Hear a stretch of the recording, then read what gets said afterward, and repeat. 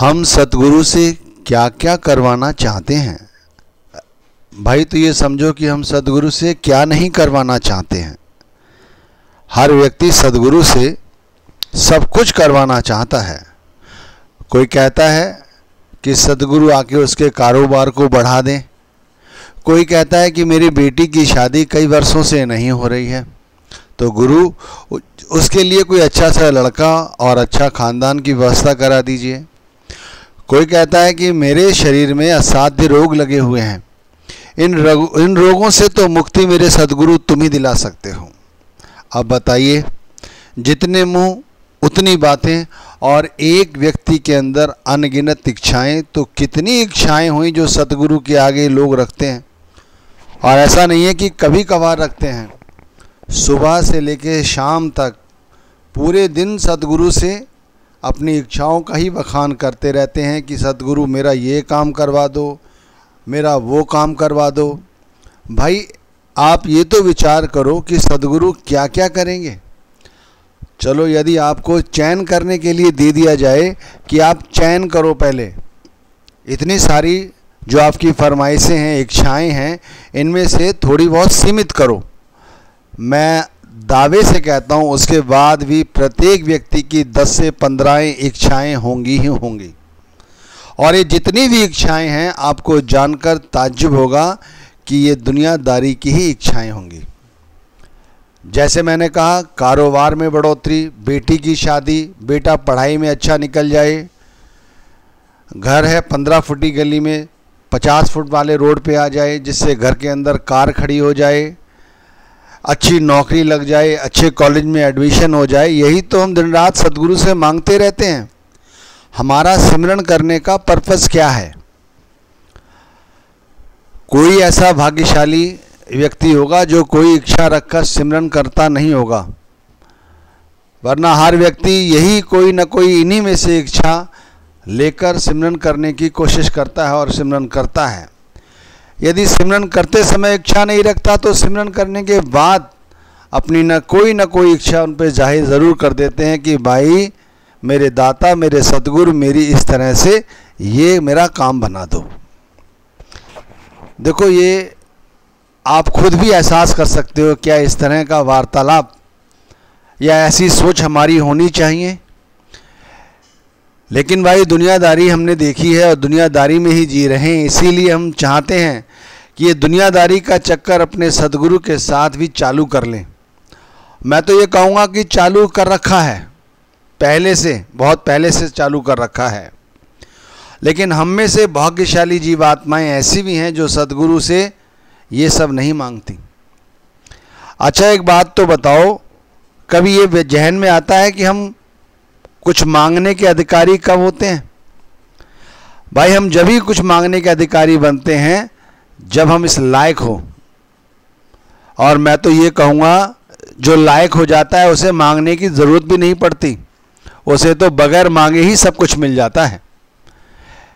लेकिन हम इस योग्य हैं नहीं, इस लायक हैं नहीं, इसके बावजूद हमारी हस्ती देखो, हमारी, मैं क्या कहूँगा शब्द, कि देखो हम कैसी हिदायत और कैसा काम करते हैं कि सतगुरु से मांगते रहते हैं, दिन रात मांगते रहते हैं और थकते नहीं। लेकिन फिर भी वो हम पर दयाल हैं, फिर भी वो हमसे प्रेम करते हैं, हम पे करुणा करते हैं। इसीलिए तो हमें देते हैं, और इतना देते हैं कि हम लेते लेते थक जाते हैं, लेकिन वो देते देते नहीं थकते। जो देने की ताकत रखता है, संत महात्मा कहते हैं, वो जानने की भी ताकत रखता है कि तुम किस योग्य हो। इसीलिए वो देते तो हैं, लेकिन हमारी हस्ती देखकर कि हम किस योग्य हैं, इसी तरह से हमें वो देते हैं। इसे उदाहरण की तरह मैं समझाऊं तो आप ऐसे समझ लीजिए कि माँ बाप सब कुछ अपने बेटे बेटियों को ही सौंपकर चले जाते हैं, खुद कुछ लेके नहीं जाते हैं। लेकिन वो देते कब हैं? वो देते जब हैं जब देखते हैं कि बच्चा दी गई चीज़ की संभाल करेगा, उसकी कद्र करेगा। उससे पहले नहीं देते। उससे पहले तो वो समझाने की कोशिश करते हैं कि यदि देखो तुम्हें ये चीज़ मिल जाए तो इसको इस तरह से संभाल के रखो। मैं तो ये कहूँगा, इस भाग दौड़ भरी जिंदगी में माता पिता अपने बच्चों को इतना समय नहीं दे पाते जितना कि सद्गुरु हमें समय देते हैं, हमें हर बात की सीख देते हैं, समझाते हैं। क्या मांग लोगे उनसे? दुनियादारी कितनी ही मांग लो, दुनियादारी यहीं छूट कर रह जाएगी। खाली हाथ सभी आए हैं, सभी खाली हाथ ही जाएंगे, हम भी खाली हाथ जाएंगे। क्या ये थोड़ी सी बात हमें समझ नहीं आती? हम देखते हैं कि रोड पर कोई व्यक्ति चल रहा है, ठीक ठाक चल रहा है, कुछ भी नहीं, अचानक पता नहीं कैसे गिर जाता है, चोट लग जाती है। अच्छा खासा काम हो रहा होता है घर में, अचानक कोई ऐसी घटना घटती है कि सब कुछ उलट पलट हो जाता है। उस समय यही कहते हैं कि भाई ये तो विधि का विधान रहा होगा, कोई ना कोई कर्मों का फल रहा होगा जो आज ये भुगत रहा है। भाई ये उपदेश दूसरों के लिए है, अपने लिए क्यों नहीं है? ये हमारे लिए भी तो है। ऐसा नहीं है कि जो परमात्मा को प्यार करते हैं, परमात्मा की भजन बंदगी करते हैं, परमात्मा के नाम से जुड़े रहते हैं, वो सभी के सभी मोटर गाड़ियों में घूमते रहते हों, उनकी बड़ी बड़ी हाट हवेलियां हों, बड़े बड़े कारोबार चलते हों। ऐसा नहीं है भाई। ये धन संपत्ति ये सब कर्मों का लेखा जोखा है, लेकिन जो भक्ति है ये धुरधाम से ही हमारे कर्म में लिखी जाती है। ध्यान रखना, यदि हमारे मस्तिष्क पे ऐसी रेखाएं हैं, हमारे हाथों में ऐसी रेखाएं हैं जिसमें गुरु भक्ति, नाम भक्ति, परमात्मा भक्ति लिखी गई है, तो भाई सही रास्ते पे आके वो भक्ति क्यों नहीं करते हम लोग? क्यों उनके अंदर हम अपनी इच्छाएं मिलाकर इस उच्च कोटि की भक्ति को हम निम्न स्तर पर ले आते हैं? हमने 2.5 घंटे का सिमरन किया, भजन किया, और उसके बाद जब उठे तो ये कह के उठे कि सदगुरु आज हम दुकान पे जा रहे हैं, दुकान पे सुबह से लेकर शाम तक ग्राहक ही ग्राहक भरे रहे। कर दिया ना सारा का सारा कूड़ा। भाई आस्था और आसक्ति में बड़ा फर्क है। विश्वास बहुत ऊंची चीज है। लोग कहते हैं कि सिमरन में मन नहीं लगता, लोग कहते हैं बैठते ही शरीर में दर्द हो जाता है, बैठते ही ध्यान जो है इधर उधर भटकने लगता है। उन्हीं लोगों का भटकता है जिनमें आस्था की कमी है, जिनमें विश्वास की कमी है, जो अभी तक मन के तावे में लग के मन के ही पीछे पीछे दौड़े जा रहे हैं। तुम सदगुरु से ज्यादा क्या करवा लोगे? सोचो तो सही। मैं एक थोड़ी सी कथा के माध्यम से समझाने की कोशिश करता हूं। एक व्यक्ति बूढ़ा था, करीब 60-65 साल की अवस्था का रहा होगा, दुकानदारी किया करता था, गुरु की भजन बंदगी करता था। इतनी भजन बंदगी करता था, एक बार गुरु ने कहा कि चलो इनकी दुकान पर चलते हैं, मिल लेते हैं, क्या हर्जा है, बहुत याद करता है हमको। भाई वो तो जानी जान है, जानते ही हैं। पहुंच गए, कहने लगे भाई तूने मुझे याद किया, मैंने सोचा चल रहा तुझसे मिल ही लेता हूं, बता तेरी क्या इच्छा है। तो पहले तो देखकर अब व्यक्ति भौचक्का रह गया। भाई हर व्यक्ति भौचक्का रह जाएगा। अपने परमात्मा को, अपने इष्ट को, अपने सदगुरु को देखकर कौन भौचक्का नहीं हो जाएगा? उसके हृदय में भी इसी तरह के भाव आए।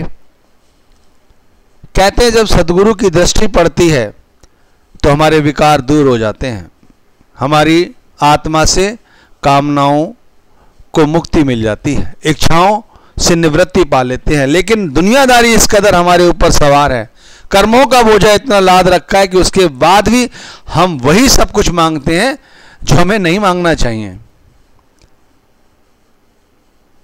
जब उन्होंने अपनी माया समेटी और फिर पूछा गुरु ने कि भाई बता तुझे क्या चाहिए, तो फिर वो दुनियादारी में लौटा और लौटते ही कहने लगा सदगुरु तुम्हारा दिया हुआ मेरे पास सब कुछ है, सब कुछ ही तो है मेरे पास।